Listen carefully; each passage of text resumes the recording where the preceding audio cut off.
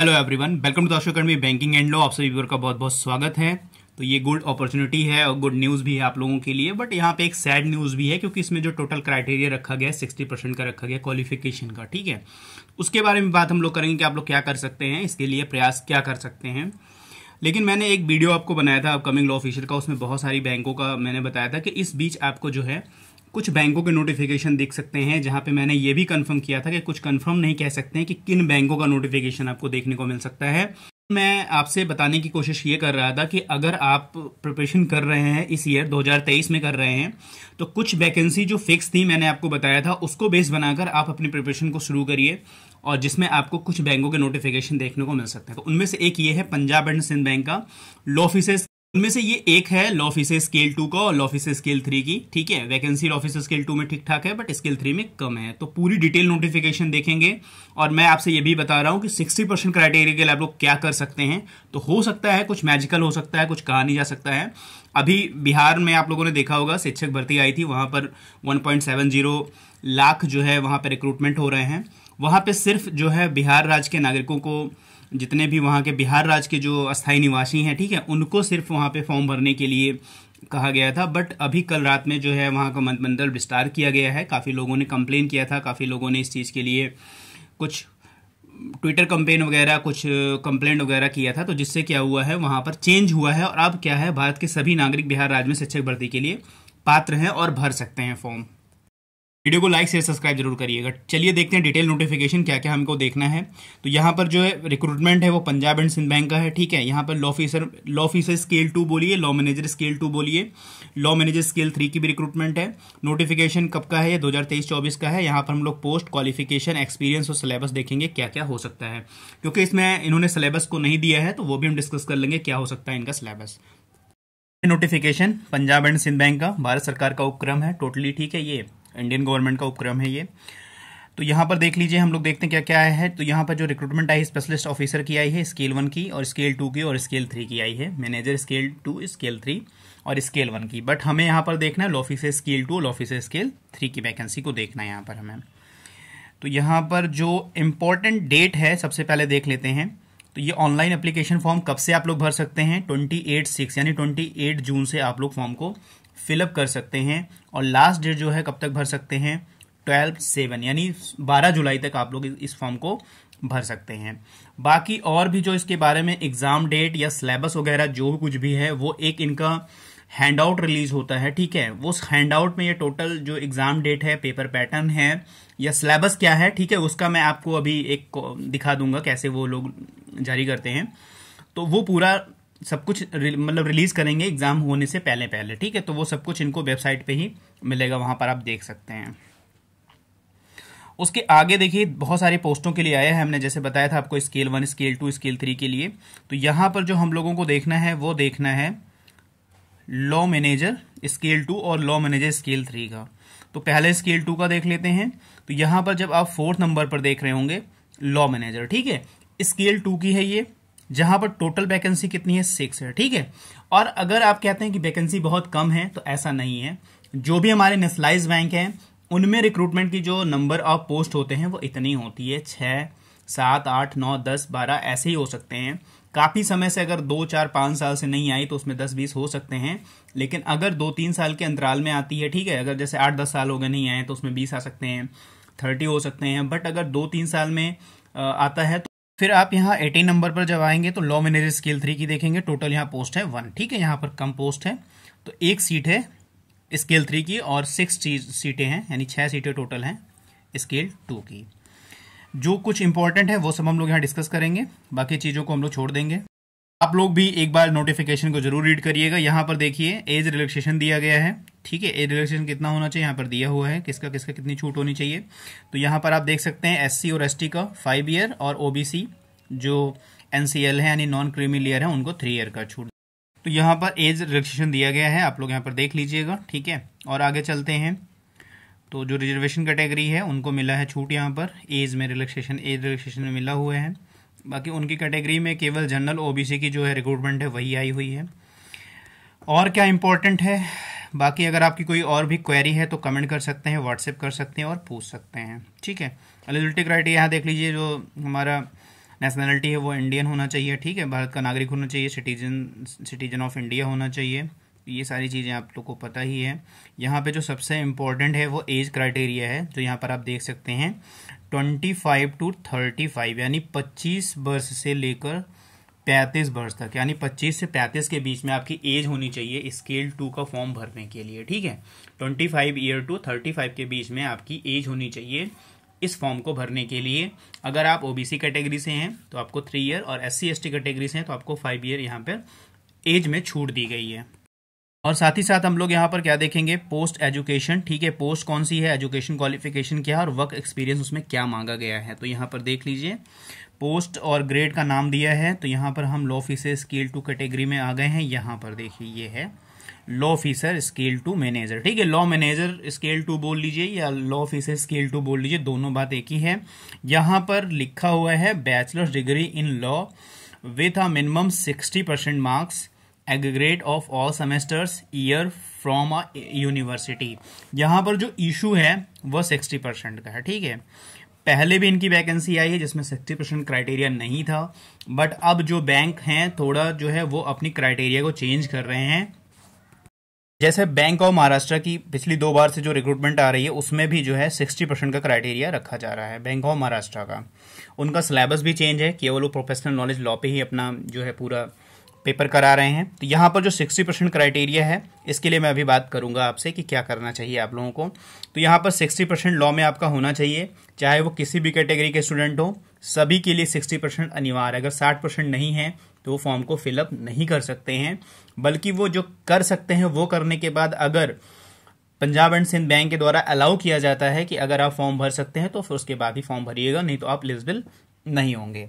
यहां पर उसके साथ ही साथ आपका minimum 2 years post qualification experience होना चाहिए as a law officer in the legal department of schedule commercial bank और स्टेट और सेंट्रल गवर्नमेंट और PSU, यानी 2 साल का आपका एक्सपीरियंस होना चाहिए as a law officer in a legal department या शेड्यूल कॉमर्शियल बैंक या स्टेट ऑफ सेंट्रल और PSU, यानी कहीं से भी अगर आप गवर्नमेंट डिपार्टमेंट में किसी भी, चाहे वो बैंक में हो, चाहे किसी लीगल डिपार्टमेंट में हो, चाहे सेंट्रल या स्टेट के PSU में हो, तो 2 साल का एक्सपीरियंस आपका यहाँ पर होना जरूरी है। उसके साथ ही साथ यहाँ पर यह भी बता दिया गया है कि post qualification experience of at least 5 year.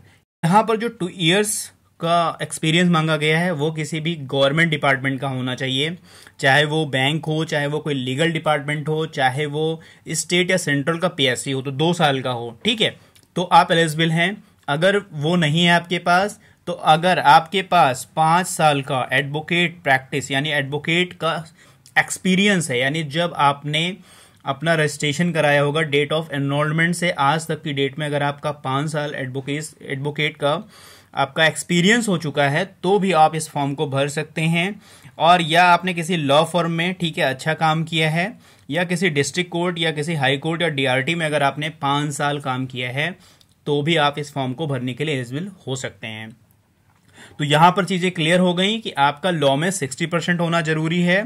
साथ ही साथ अगर आप किसी लॉ फील्ड में हैं, गवर्नमेंट डिपार्टमेंट में, स्टेट या सेंट्रल, कहीं पे भी 2 साल का एक्सपीरियंस आपके पास है तो आप फॉर्म को भर सकते हैं। यहां पर अगर लॉ ऑफिसर स्केल 1 के बच्चे हैं, ठीक है, उनका अगर 2 साल का हो गया है तो वो फॉर्म को भर सकते हैं। साथ ही साथ जिनकी 5 साल की एडवोकेसी हो चुकी है, वकालत हो चुकी है, जिनकी प्रैक्टिस हो चुकी है, वो इस फॉर्म को भर सकते हैं। तो यहां पर हो गया, ठीक है, आपका एजुकेशन क्वालिफिकेशन और एक्सपीरियंस क्या मांगा था, तो ये चीजें आपको क्लियर हुई होंगी।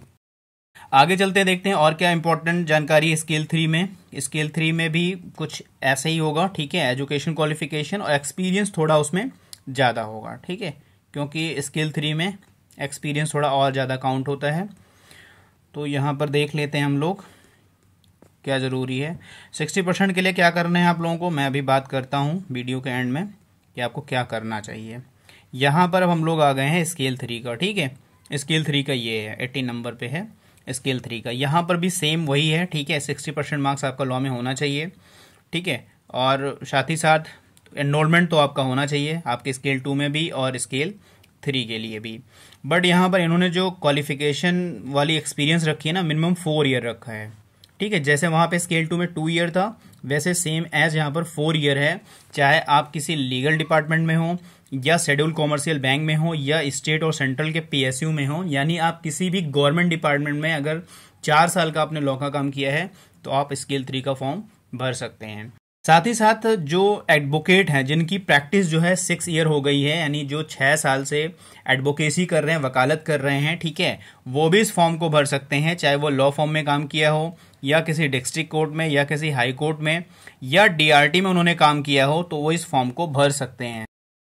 और साथ ही साथ उन्होंने ये भी एक कंडीशन लगा दी है कि एटलीस्ट 1 ईयर एक्सपीरियंस होना चाहिए working as a law officer in bank और फाइनेंशियल इंस्टीट्यूशन, ठीक है। अगर 5 साल आपकी 6 ईयर अगर आपकी प्रैक्टिस है तो उसके साथ साथ 1 साल किसी आपने लीगल काम जो है किसी गवर्नमेंट डिपार्टमेंट में एज अ बैंक और फाइनेंशियल इंस्टीट्यूशन, ठीक है। यहाँ पर 2 ही चीज़ें रखी गई हैं, किसी बैंक या एफआई में आपने काम किया हो और कहीं नहीं, यहाँ पे स्टेट या इस तरह के में नहीं, यानी टोटल आपका जो है 6 ईयर एडवोकेसी होना चाहिए और जो है 1 साल का आपने या तो बैंक में या तो फाइनेंस इंस्टीट्यूशन में काम एज अ लॉ ऑफिसर किया हो, तो इस फॉर्म को आप भर सकते हैं। और बाकी लॉ में आपके 60% होना चाहिए और इनरोलमेंट आपका होना चाहिए बार काउंसिल से।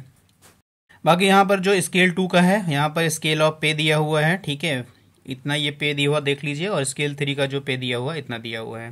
तो ये पे स्केल है, ये तो बात की बात है, पहले हम सेलेक्ट करेंगे, फिर बात इन सब चीज़ों को देखते हैं बाद में।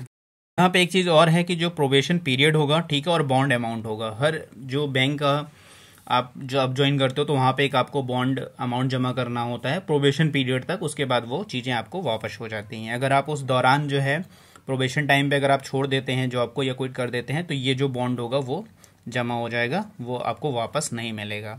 तो यहाँ पर जो लॉ ऑफिसर वाला है ये वाला कॉलम है, ठीक है, स्केल 2 का है ये। तो यहाँ पर बॉन्ड अमाउंट कितना होगा, 1 लाख रुपए का आपको बॉन्ड जमा करना होगा, और बॉन्ड पीरियड होगा 2 साल का और प्रोबेशन पीरियड होगा 1 साल का, यानी 1 साल तक आप प्रोबेशन पीरियड में रहेंगे।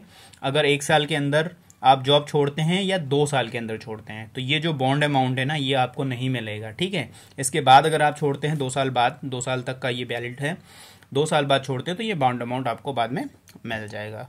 तो यहाँ पर 1 लाख का आपको बॉन्ड अमाउंट होगा, और स्केल 3 के लिए भी 1 लाख ही है, और बॉन्ड पीरियड 2 ईयर और प्रोबेशन पीरियड 1 ईयर है। और यहाँ पर सिलेक्शन प्रोसीजर क्या होगा ये काफ़ी इंपॉर्टेंट है, इन्होंने यहाँ पर कोई और सिलेबस का कोई जिक्र नहीं किया है कि क्या क्या पूछा जाएगा कैसे, तो वो मैं आपको दिखा दूंगा, ठीक है।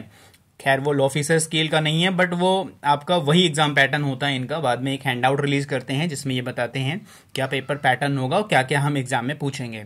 तो यहाँ पर स्केल 1 हो गया, 2 हो गया, 3 हो गया, सबके लिए एग्जाम कराएंगे। एक रिटन टेस्ट होगा, ठीक है, और कौन कराएगा, आईबीपीएस कराएगा। उसके बाद शॉर्ट लिस्ट किए जाएंगे, उसके बाद इंटरव्यू या इंटरेक्शन कराएंगे, जो भी इनका होता है, जितने भी लड़के जैसे भी क्वालिफाई करते हैं। तो रिटन टेस्ट में क्या क्या पूछा जाएगा वो हम आगे के भी वीडियो में बात कर लेंगे। तो यहाँ पर ये कन्फर्म है कि यहाँ पे एक पेपर होगा देन इंटरव्यू होगा, ये बिल्कुल कन्फर्म है, यहाँ पर ये चीज़ें मानकर चलिए और जानकर भी चलिए। यहाँ पर इन्होंने ये मेंशन कर दिया है, द बैंक में conduct the online examination depending upon the registration of number of application, यानी जो नंबर ऑफ रजिस्ट्रेशन होते हैं, कितने स्टूडेंट इसमें पार्टिसिपेट कर रहे हैं, उनके ऊपर डिपेंड करता है एग्जाम कराने का। तो लॉ ऑफिसर में बहुत सारे बच्चे जो फॉर्म को फिल करते हैं उनका एग्जाम कंडक्ट ही होता है, तो ये कंफर्म होता है, ठीक है। अगर बहुत कम नंबर में स्टूडेंट जाते हैं तो डायरेक्ट इंटरव्यू कंडक्ट करा लेते हैं, बट ऐसा नहीं है, लॉ ऑफिसर में अब बहुत ज़्यादा फॉर्म पढ़ने लगे हैं जिससे उनको एग्जाम ही लेना पड़ता है। यहाँ पर एक और इन्फॉर्मेशन ये है कि 70% आपका रिटन टेस्ट का और 30% आपका इंटरव्यू का, यानी जो भी आपका एग्जाम होगा उसका 70% मार्क्स लेंगे और इंटरव्यू जो होगा उसका 30% मार्क्स लेंगे, ठीक है। तो ये दोनों मिलाकर आपकी मेरिट बनेगी और उस हिसाब से आपको क्वालिफाई कराया जाएगा। यहाँ पर जो बताया जा रहा है टोटल मार्क्स अलॉटेड व इंटरव्यू 100, ठीक है, 100 नंबर का इंटरव्यू होगा और पेपर भी आई थिंक 100 नंबर के होगा, अभी हम आगे देख लेते हैं कितने नंबर का होगा। और interview will be not less than 40%, ठीक है, ऑल कैटेगरी, और 35% SC ST और OBC PWD कैटेगरी, यानी यहाँ पर जो है 40% जो है EWS और जनरल कैटेगरी के बच्चों के लिए मिनिमम लाना जरूरी है, और 35 SC ST OBC PWD के लिए लाना जरूरी है। इंटरव्यू में 100 नंबर में कम से कम 40 नंबर आपको पाना जरूरी है, और जो इस कैटेगरी के उनको 35, इसके अगर नीचे पाते हैं तो आप फेल हो जाते हैं, कंसीडर नहीं किया जाएगा आपको आगे किसी भी उसमें। मतलब अगर आपका जैसे रिटर्न में बहुत अच्छा नंबर है, 40 से कम 39 अगर आपको मिल गया तो कोई कंसीडर नहीं किया जाएगा आपका, कोई मतलब आगे कोई आपकी लिस्ट वगैरह नहीं बनेगी। यहाँ पर आगे एग्जामिनेशन सेंटर दिया गया है हर स्टेट के, एक यहाँ पर एग्जामिनेशन सेंटर, तो जो भी स्टेट के आप लोग हैं तो अपने यहाँ एग्जामिनेशन सेंटर आप लोग देख सकते हैं और उस हिसाब से आप लोग चॉइस कर लीजिएगा, चूज़ कर लीजिएगा आपको कहाँ पे एग्ज़ाम देना है, ठीक है। बाकी ये सब डॉक्यूमेंट वगैरह लिखे हैं कि आपको जो list of document to be product at the time of personal interview क्या क्या आपको लाना है, सब कुछ यहाँ पर लिख दिया गया है। एक एक करके आप लोग पढ़ लीजिएगा। फिर भी अगर नहीं समझ में आता है तो आप कमेंट में करके ज़रूर बताइएगा या मुझे व्हाट्सएप करके ज़रूर बताइएगा कि ये सारी चीज़ें मुझे समझ नहीं आ रही, हमको क्या करना चाहिए। ठीक है, तो यहाँ पर लगभग सारी चीज़ें हो गई। ये बायोमेट्रिक डेटा वगैरह वो सब बैंक का काम है। ठीक है, बाकी बहुत सारी चीज़ें इसमें लिखी हैं, आप लोग जरूर पढ़िएगा कैसे कैसे आपको रजिस्ट्रेशन करना है। अगर आपको फॉर्म भरने में भी कोई प्रॉब्लम होती है, एनी स्टेज, किसी भी स्टेज पे अगर फॉर्म भरने में प्रॉब्लम होती है तो भी आप मुझसे कांटेक्ट कर सकते हैं, वहाँ पर आपको गाइड किया जाएगा। ठीक है, कैसे आपको फॉर्म भरना है, कैसे नहीं भरना है। यहाँ पर एक इम्पॉर्टेंट चीज़ ये भी है कि फ़ी क्या होगी हमारी SC ST PW कैटेगरी के लिए 150 होगी फ़ी और 177 क्या लगेगा GST। ठीक है, दोनों GST, CGST और SGST दोनों लगी, तो 177 यानी 177 रुपये जो लगेंगे SC ST PWD के लिए। बाकी जो कैटेगरी जनरल EWS है सबके लिए जो है OBC के लिए लगेंगे 1003 रुपये टोटल। ठीक है, फॉर्म दिनों दिन बढ़ते जा रहे हैं, तो 1003 रुपये जो है यहाँ टोटल फ़ी आपकी लगेगी। और बाकी लास्ट डेट का जरूर ध्यान रखिएगा, लास्ट डेट ऑफ ऑनलाइन है 12 जुलाई। ठीक है, 12/7/2023 है, 12 जुलाई तक आप इस फॉर्म को भर सकते हैं। यहाँ फ़ी की बात हो गई, फ़ी भी बहुत बच्चों के लिए ज़्यादा होती है। ठीक है, बट अब चूँकि अगर आपको जॉब लेनी है तो आपको अरेंज करना होगा, भरना पड़ेगा आप लोगों को। कैसे कैसे आपको फॉर्म भरना है, क्या क्या चीज़ें यहाँ पर चाहिए। ठीक है, यहाँ पर देखिए एक हैंड रिटन डिक्लेरेशन मांगा जाता है। ठीक है, काफ़ी बच्चों को पता नहीं होता है, तो यहाँ पर ये जो 3rd नंबर पर दिया गया है हैंड रिटन डिक्लेरेशन, तो ये आप इस फॉर्मेट में लिखकर अपने राइटिंग में और उसमें अपलोड ज़रूर कर दीजिएगा। फिर भी कोई प्रॉब्लम होती है तो मैं बार बार कहता हूँ कि आप मुझे व्हाट्सएप या मुझसे कमेंट में करके पूछ सकते हैं, आपको मैं तुरंत, जब भी मैं देखूँगा तुरंत आपको इसका आंसर आपको वहाँ पर मिल जाएगा। यहाँ पर पूरा आपको एप्लीकेशन प्रोसीजर बताया गया, कैसे आप फॉर्म को भर सकते हैं। तो यहाँ सब कुछ एक स्टेप बाय स्टेप लिख दिया गया है।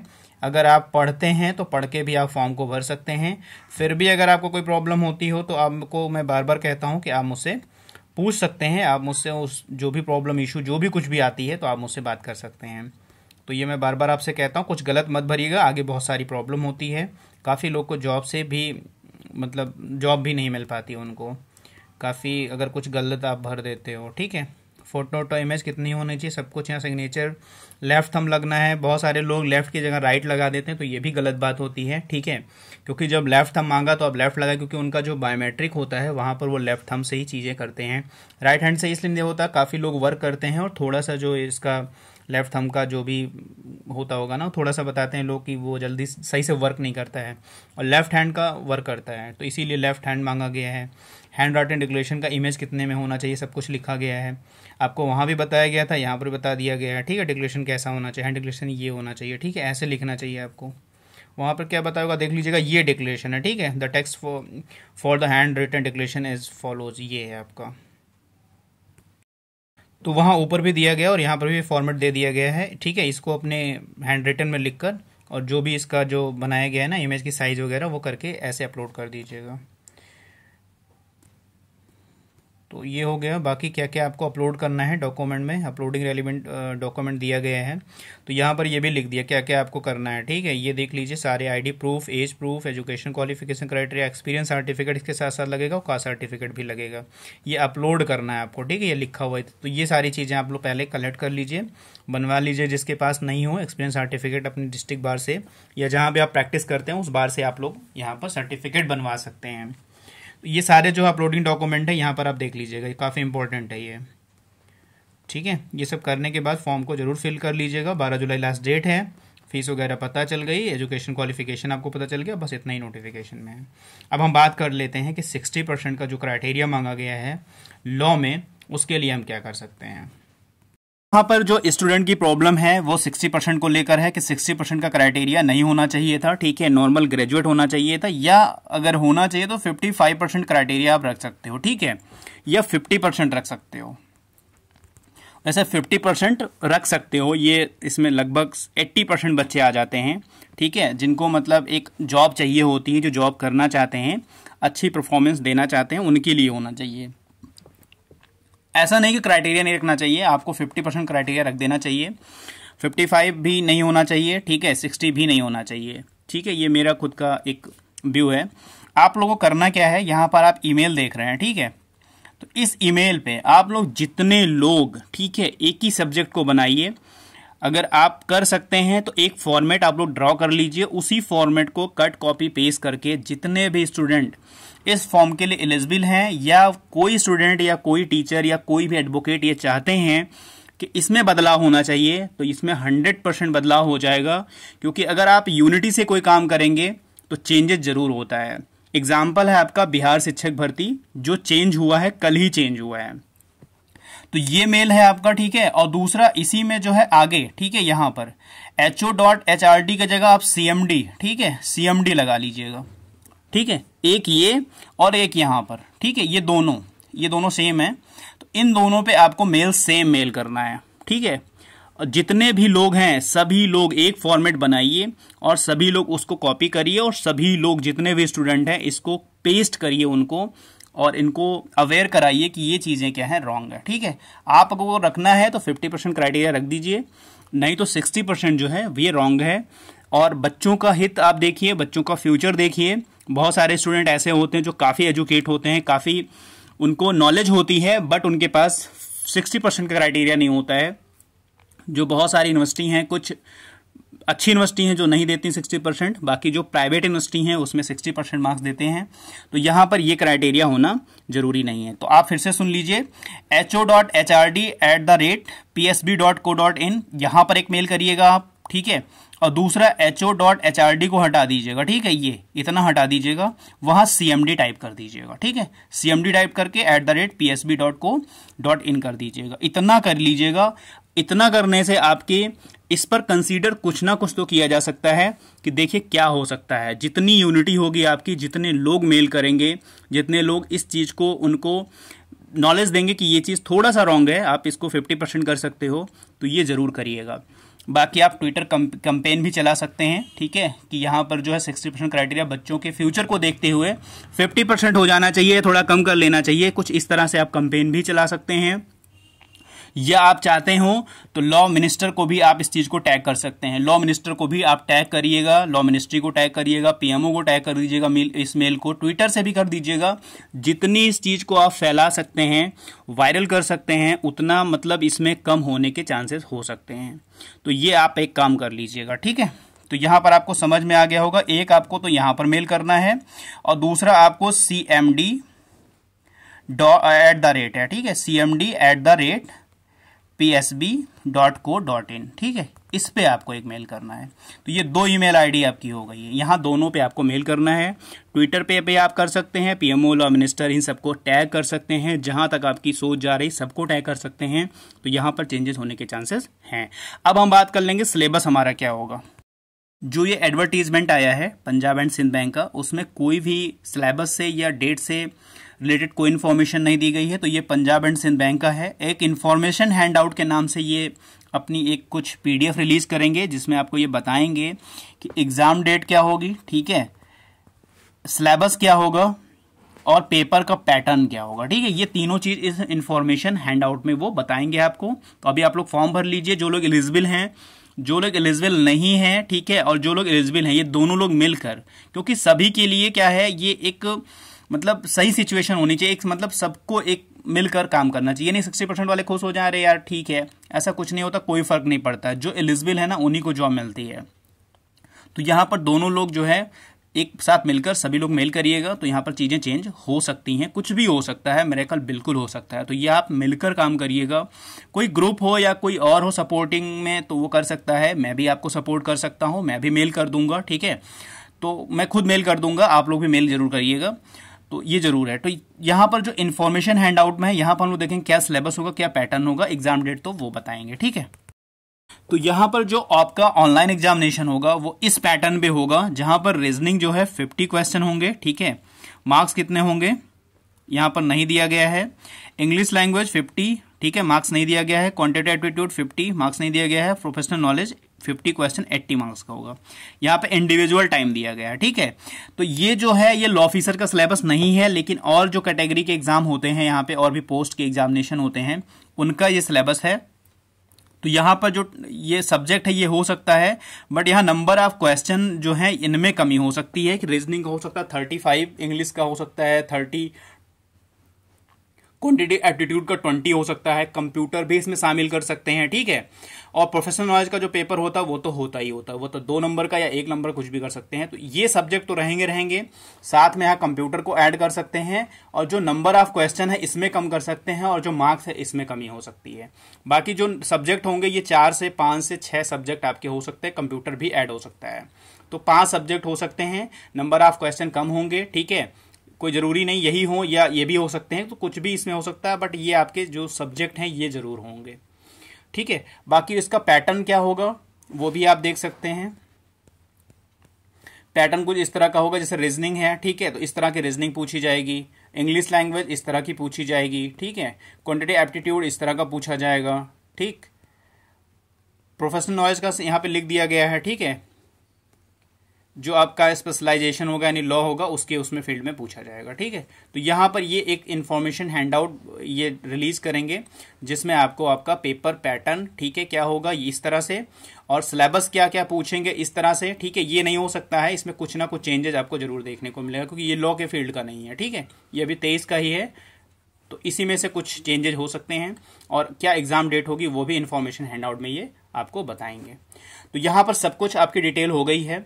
अगर आपको कुछ भी पूछना है तो कमेंट सेक्शन में कमेंट, या आप व्हाट्सएप करके आप पूछ सकते हैं, ठीक है। बाकी 60% के लिए आप लोग मेल जरूर करिएगा, ठीक है। चलिए मिलते हैं नेक्स्ट वीडियो में। God bless you to all, thank you for watching.